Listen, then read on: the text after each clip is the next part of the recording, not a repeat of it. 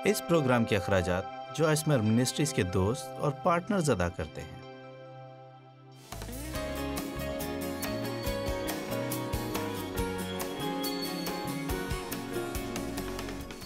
کس قسم کی باتیں ہمیں ناراض کرتی ہیں؟ کسی نے میرے کام کی تعریف نہیں کی، کسی نے ہمیں نظر انداز کیا ہے، مجھے اس چیز میں شامل نہیں کیا گیا میرے خیال میں جس میں مجھے شامل کیا جانا چاہیے، کسی نے میرے ساتھ اختلاف رکھا ہے، کوئی میری توقعات پر پورا نہیں اترا، کسی نے لاپرواہی دکھائی ہے، لائن میں کھڑے ہو کر کسی ایسے شخص کا انتظار کرنا پڑا جو ٹریفک میں بہت آہستہ چل رہا ہو، پارکنگ کی جگہ پر کسی اور نے گاڑی کھڑی کر دی ہے، کسی نے ہماری رائے کو نہیں سراہا کیونکہ وہ ہماری طرح خدا کے بارے میں جس کی ہم خدمت کرتے ہیں ایمان نہیں رکھتے۔ آپ جانتے ہیں کہ اگر ہم ان باتوں کے بارے میں پیغام دینے میں بہتر ہوتے تو آج ہمارے پاس 900 مختلف فرقے نہ ہوتے، اور وہ سب ہی سوچتے ہیں کہ صرف وہی ٹھیک ہے۔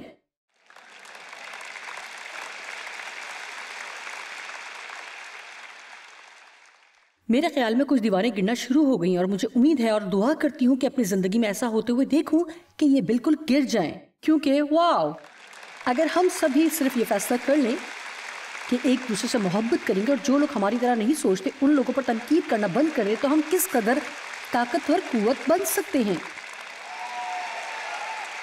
میرے خیال میں مجھے آپ کو یہ بتانا ہوگا کہ جب ہم آسمان پر جائیں گے تو وہاں نہ کوئی بیپٹسٹ سیکشن ہوگا، نہ پینٹیکاسٹل سیکشن، نہ لوتھرن سیکشن، اور نہ کیتھولک سیکشن، اور نہ ہی میتھوڈسٹ سیکشن۔ لہٰذا ہمارے پاس زندگی یہی ہے کہ تیاری کر سکیں۔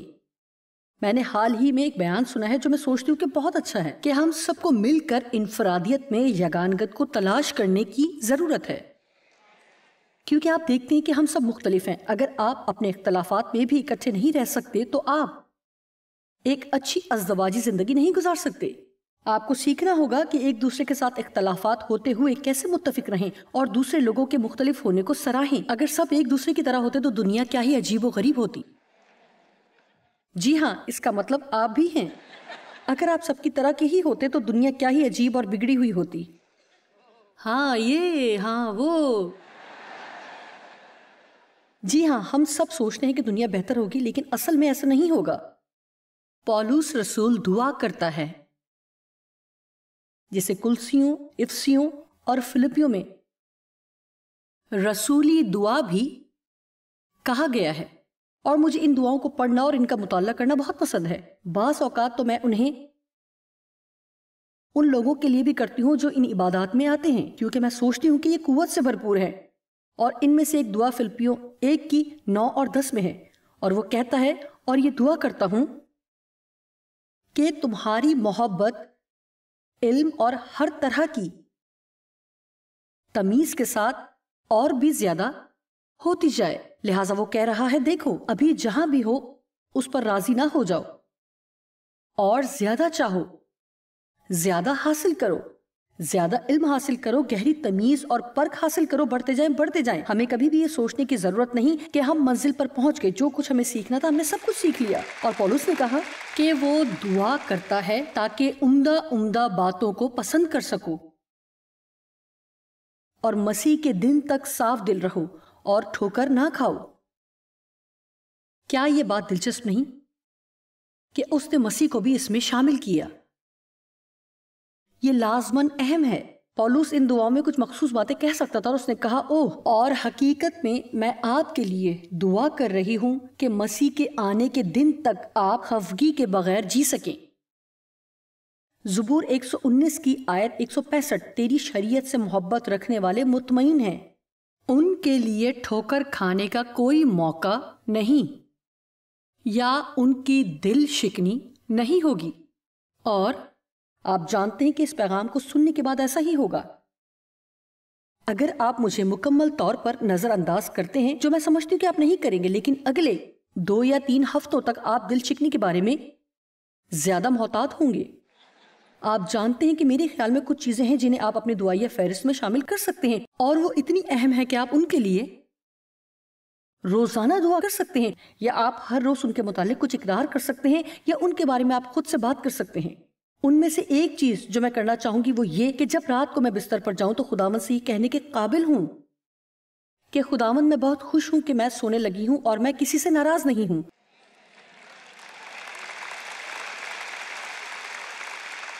آمین۔ میں سوچتی ہوں کہ اگر حقیقت میں آپ سنجیدہ اور مخلص مسیحی بننا چاہتے تو آپ کو اپنے ان جذبات کو ایک طرف رکھنا ہوگا کہ آپ کیا سوچتے ہیں، اور آپ اس بات کے لیے پرعزم ہوں گے کہ کسی سے ناراض ہو کر آپ بستر پر نہیں جائیں گے۔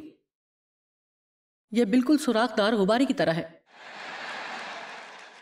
ہم ہمیشہ دوسروں کا انتظار کرتے ہیں کہ وہ صلح میں پہل کریں۔ کیا میں آپ کو ایک راز کی بات بتا سکتی ہوں؟ جو بھی پہل کرتا ہے وہ زیادہ روحانی ہوتا ہے۔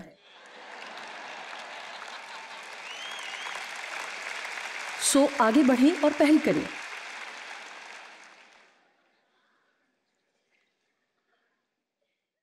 اچھا ہے کہ صبح اٹھ کر کہیں کہ آج میں فیصلہ کرتی ہوں کہ چاہے کچھ بھی ہو آج میں ناراض نہیں ہوں گی، خاص طور پر اگر آپ جانتے کہ یہ آپ کی کمزوری ہے، یا اگر آپ کسی ایسے شخص کے ساتھ ہیں جو ہمیشہ آپ کو تنگ کرتا رہتا ہے، یا اگر آپ ایسی جگہ پر کام کرتے ہیں جہاں دل شکنی بہت آسانی سے ہو جاتی ہے۔ مغرور اور لاپرواہ لوگ نہ ہوں، آپ کے ساتھ وہ سلوک نہیں کیا جاتا جس کے آپ حقدار ہیں۔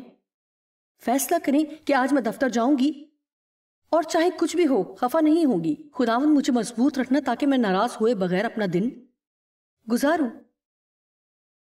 ناراضگی کے لا تعداد مختلف اقسام ہیں۔ ناراض ہونا، ناراض کرنے کا سبب بننا، سچائی سے ناراض ہونا۔ یسوع سچ بتا کر ہر وقت لوگوں کو خفا کیا کرتا تھا۔ ہم خدا سے خفا ہو سکتے ہیں، مشکلات سے ٹھوکر کھا سکتے ہیں، اور اس ہفتے کے اختتام پر میرے پیغامات میں یہ پیغام بھی شامل ہے۔ اس سے زیادہ بری بات نہیں ہو سکتی کہ آپ اس بات کے لیے جیسے آپ سوچتے تھے کہ ہونا چاہیے چیزیں ویسے نہیں ہوتی، تو آپ خدا سے تھوڑا سا بالکل تھوڑا سا بھی خفا ہوں، یا کیونکہ آپ کی زندگی میں کچھ خرابیاں ہیں تو ہم پاک روح کو رنجیدہ کر سکتے ہیں۔ اور یہ وہ بات ہے جس سے در حقیقت ہمیں پریشان ہونا چاہیے کہ پاک روح کو ناراض کرنے سے گریز کریں۔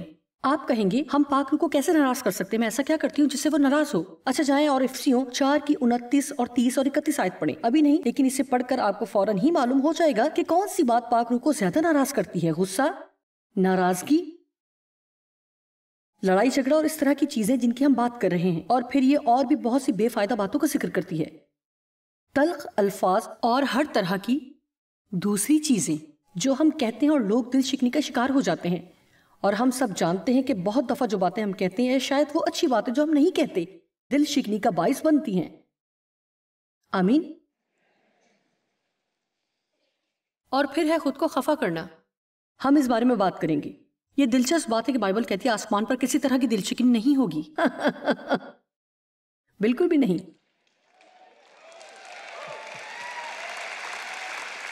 صفر۔ لہٰذا وہاں جانے سے پہلے ہمیں انہیں یہاں پر حل کرنا ہوگا۔ کٹائی کرنے والے فرشتے ہر طرح کی ناراضگی کو دور کر دیں گے۔ اب یہ ایک بات ہے جس پر کافی عرصے سے میں نے پیغام نہیں دیا، لیکن یہ بہت اہم ہے۔ اگر ہم متی کا 24 باب دیکھیں تو اس میں آخری زمانے کے نشانات ہیں، جنگوں کی افواہیں، زلزلے، مختلف جگہوں پر قحط وغیرہ وغیرہ۔ جب ہم آخری زمانے کے نشانات کی بات کرتے ہیں تو کچھ اور بھی چیزیں ہیں میرے خیال میں جن پر ہم مناسب توجہ نہیں دیتے۔ کہیں کوئی قحط پڑتا ہے تو وہ آخری وقت کی نشانی ہے، کہیں زلزلہ آ جائے تو نشانات پکڑنے والے اینٹینا کھڑے ہو جاتے ہیں۔ یسوع جلد آ رہا ہے۔ لیکن کیا آپ جانتے ہیں کہ آخری زمانے کا ایک اور بھی بڑا نشان ہے اور اس پر ہم بالکل توجہ نہیں دے رہے ہیں؟ اور یہاں 10ویں آیت میں یہ حوالہ کہتا ہے، اور پھر 12ویں آیت، آخری زمانے کے نشانات، اور اس وقت بتیرے ٹھوکر کھائیں گے۔ ہم ٹھوکر کھائیں گے اور اس وقت بتیرے ٹھوکر کھائیں گے۔ پہلے زمانے کی بنسبت آج کی دنیا میں لوگ زیادہ دل شکنی کا شکار ہیں۔ میں نے کبھی ایسا وقت نہیں دیکھا جب لوگ اس قدر غصے، پریشانی اور ذہنی دباؤ میں زندگی بسر کر رہے ہیں۔ اور میرا مطلب ہے کہ انہیں خفا ہونے میں ذرا بھی دیر نہیں لگتی۔ جب آپ کو لوگوں کا غصہ قابو کرنے کے لیے خصوصی کلاسز دینی پڑے تو میرے خیال میں حالات پہلے سے زیادہ خراب ہو گئے ہیں۔ میرے خیال میں ہو سکتا ہے اب انہوں نے ان لوگوں کے لیے بھی کوئی پروگرام بنایا جو فون پر اپنا غصہ نکالتے ہیں، مجھے نہیں معلوم، لیکن یہ تو ایسے ہی ہے کہ 1 منٹ رکیں۔ اگر فون آپ کی زندگی کا سکون چھین سکتا ہے تو اسے اپنے گھر سے نکال باہر کریں.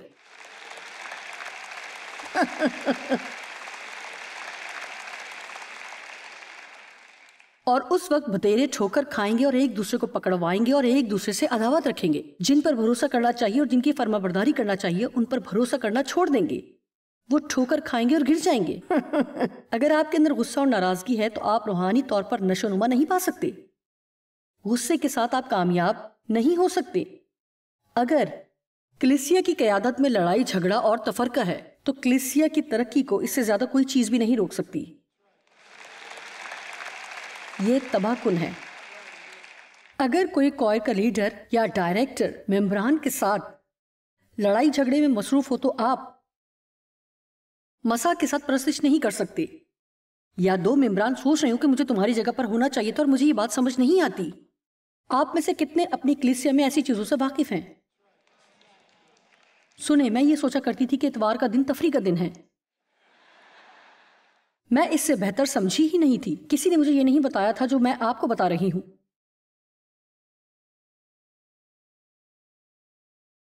اور اس وقت مجھے نہیں معلوم تھا، اس سے پہلے کہ خدا نے مجھے پکڑا اور مجھے اندر سے تبدیل کیا اور مجھے بالکل الٹ کر رکھ دیا. اور مجھے امید ہے کہ بالآخر مجھے سیدھا کھڑا کر دیا. ہم سب ہر اتوار چرچ جاتے تھے اور پھر لنچ کے لیے دوستوں کے ساتھ اکٹھے ہوتے اور وہاں دوسروں کے خلاف باتیں کرتے.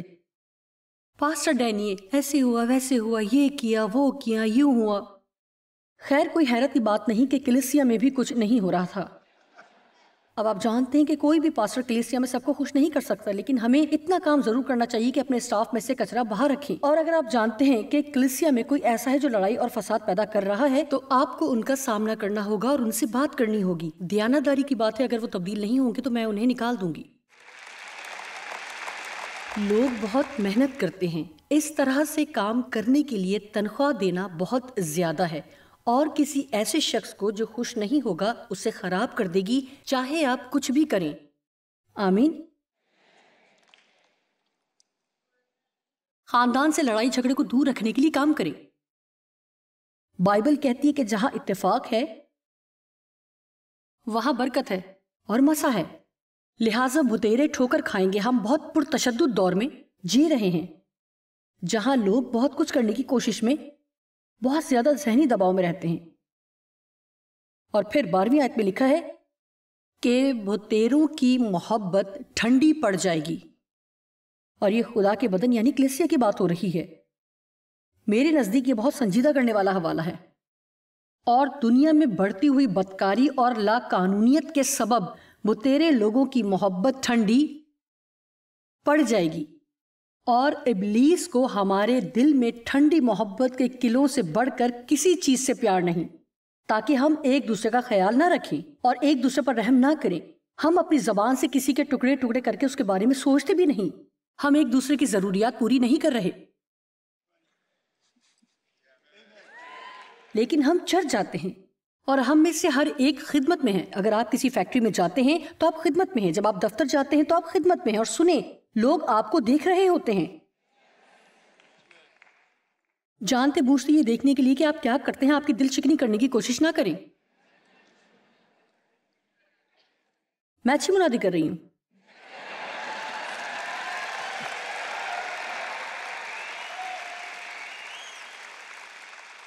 دیکھیں، بات یہ ہے کہ میں چاہتی ہوں کہ آپ زندگی سے لطف اندوز ہوں.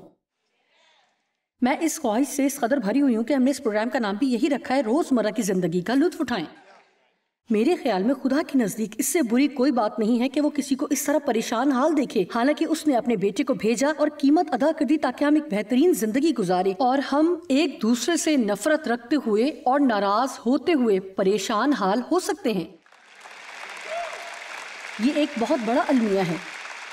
صلیب ایک المیہ تھی، لیکن اگر ہم وہ زندگی حاصل نہیں کرتے اور جس کے لیے یسوع نے جان دی تو ہم اس المیہ کو جاری رکھتے ہیں. جو پولس رسول نے کہا مجھے بہت پسند ہے. فلپیو 3 میں اس نے کہا، اے بھائیو، یہ گمان نہیں کہ میں پکڑ چکا ہوں، بلکہ صرف یہ کرتا ہوں کہ جو چیزیں پیچھے رہ گئی ہیں ان کو بھول کر آگے کی چیزوں کی طرف بڑا ہوا دوڑا ہوا جاتا ہوں. آج رات آپ کو کچھ چیزوں کو چھوڑنا ہوگا، انہیں واپس اپنے ساتھ گھر لے کر نہ جائیں. क्या आपने सुना؟ उन्हें वापस अपने साथ काम पर लेकर मत जाएं, उन्हें मजीद अपने साथ ना रखें, उन्हें निकाल दें। माफी का यही मतलब है कि उसे छोड़ दें, जाने दें, उससे दूर चले जाएं। घर वापस जाते हुए किसी कूड़ेदान के पास रख दें और अगर नाकामी हो तो अपनी कार से बाहर आएं और कहें, मैं ये सारा कचरा इस कूड़ेदान में फेंक रहा हूं जहां इसकी जगह है, मैं इसे अपने साथ घर नहीं ले जा रहा। यह आपको बेवकूफ़ी लगेगा, लेकिन बास औकात जिस्मानी तौर पर इस तरह का रद्द अमल करना अच्छा होता है। मैं इन चीज़ों को दूर फेंक रही हूँ, मैं इसे अपने पास नहीं रख रही, मैं इससे छुटकारा पा रही हूँ। इसे छोड़ दें, जाने दें, जो गुजर चुका उसे जाने दें। अगर आप अपने कल को भी साथ लेकर चलने की कोशिश करते हैं तो आप आगे की तरफ नहीं बढ़ सकते। आमीन। देखें, आपको जिंदगी देने के लिए यीशु ने जान दी। चोर नहीं आता मगर मार डालने, चुराने और तबाह करने को, लेकिन मैं इसलिए आया कि तुम जिंदगी पाओ और कसरत से पाओ, इतनी ज्यादा जो किनारों से बाहर बहे। और सुने कि आगे पौलुस रसूल क्या कहता है। देखें, मैं चाहती हूं कि आप इसे समझें। मैं निशान की तरफ दौड़ा हुआ जाता हूं ताकि उस इनाम को हासिल करूं। वो कहता है ताकि उस इनाम को हासिल करूं जिसके लिए खुदा ने मुझे मसीह यीशु में ऊपर बुलाया। क्या यहां कोई है जो आज कहे कि मैं उस निशान की तरफ दौड़ा हुआ जाता हूं?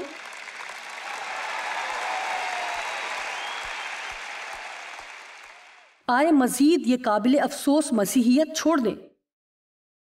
मैं गुस्से में हूं क्योंकि तुमने मेरे जज्बात को ठेस पहुंचाई है। और इसका हरगिज़ ये मतलब भी नहीं कि लोग बदसलूकी नहीं करते, ऐसा होता है, लेकिन हम जानते हैं कि हम हालत जंग में हैं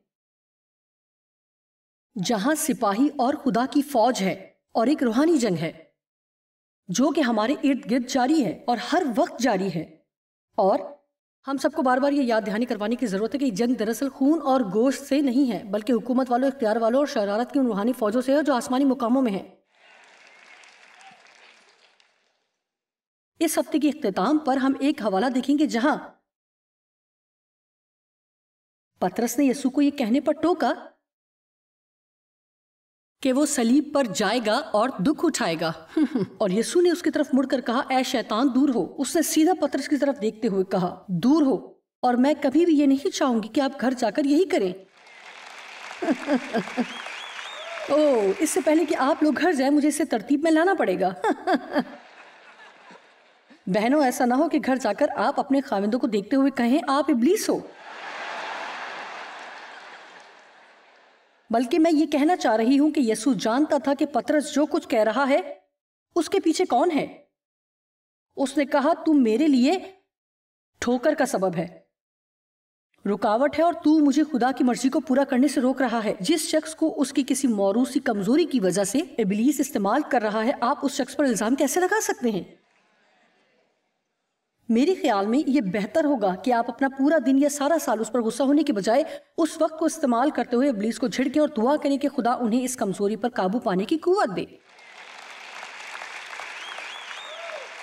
याद रखें कि हम उन चीजों को पकड़ने के लिए दौड़े हुए जाते हैं जिन चीजों को पकड़ने के लिए यीशु मसीह ने हमें बुलाया है। बतेरे ठोकर खाएंगे, बेदीनी के सबब बतेरों की मोहब्बत ठंडी पड़ जाएगी। मैं चाहती हूं कि आप जानें कि मोहब्बत एक रूहानी जंग है।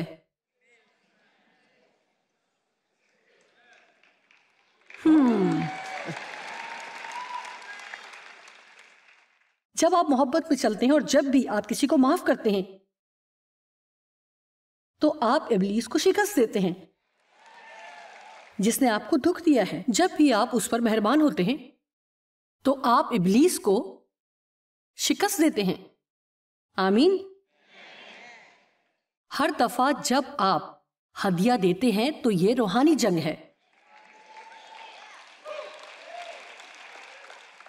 अच्छा है कि आप में से कुछ ये बात समझ गए। ऐसा ही है ना? खुदा को आपके पैसे की जरूरत नहीं है, मुझे और आपको देने की जरूरत है, और मुझे ये सोच समझ कर करना है। मैं देने के बहाने ढूंढती हूँ, मैं किसी मकसद के लिए सोच समझ कर करती हूँ। अय्यूब ने जो कहा मुझे वो बहुत पसंद है। मैं अजनबी के मामले की भी तहकीक करता था। अय्यूब गरीबों की तलाश करता था कि उनकी मदद करे, वो इंतजार नहीं करता था कि वो खुद उनके पास आए। उसने कहा कि अगर मैंने अपने हाथ को किसी की मुराद पूरी करने से रोक रखा हो तो मेरा शाना मेरे कंधे से उतर जाए। मेरा मतलब है कि खुदा के कलाम में बड़ी कुव्वत बख्श हवाले हैं آپ ان پر ایمان رکھنے کا فیصلہ کرتے ہیں تو ہم ایسا کر ہی نہیں سکتے کہ محبت میں نہ چلے، شیطان ہمارے پیچھے چھپا ہوگا۔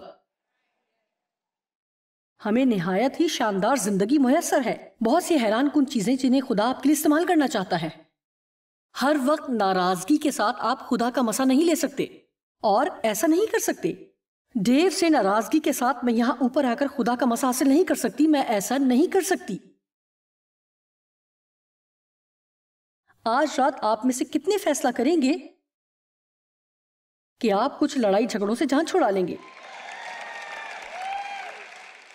وقت ہے ناخن کی اکھڑی جلد کو کاٹ ڈالیں۔ آمین۔ محبت جھگڑوں کو معاف کرتی ہے اور ڈھانپ لیتی ہے۔ کیا آپ جانتے ہیں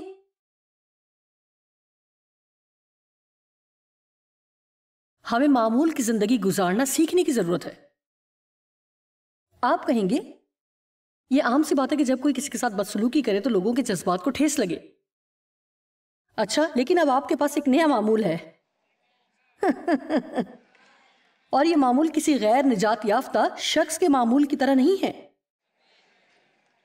اور جب آپ یہاں سے اٹھ کر جائیں تو آپ کا نیا معمول بھی وہ نہیں ہونا چاہیے جو کل تھا، کیونکہ اب آپ کچھ ایسا جانتے ہیں جو شاید آپ پہلے نہیں جانتے تھے۔ لہٰذا اب آپ کو اس بات کو بھی اپنی زندگی میں شامل کرنا ہے، ہر وہ بات جو آپ سمجھتے ہیں کہ آپ جانتے ہیں۔ پولوس کہتا ہے تم ابھی تک جسمانی ہو، غیر روحانی ہو، اور جن سے وہ مخاطب ہے یہ پاک روح سے معمور کلیسیا ہے۔ اس نے کہا تم ابھی تک جسمانی ہو کیونکہ تم ابھی تک انسانی طریق پر چلتے ہو اور تم عام لوگوں کی طرح جسمانی جذبات کے ماتحت ہو، کیونکہ جب تک تم میں حسد اور جھگڑا ہے اور تفرقہ ہے تو کیا اس وقت تک تم جسمانی نہ ہوئے اور انسانی طور اور طریقوں پر نہ چلے، یعنی محض انسانی معیارات کے مطابق نہیں چل رہے اور غیر تبدیل شدہ انسان کی طرح نہیں چل رہے۔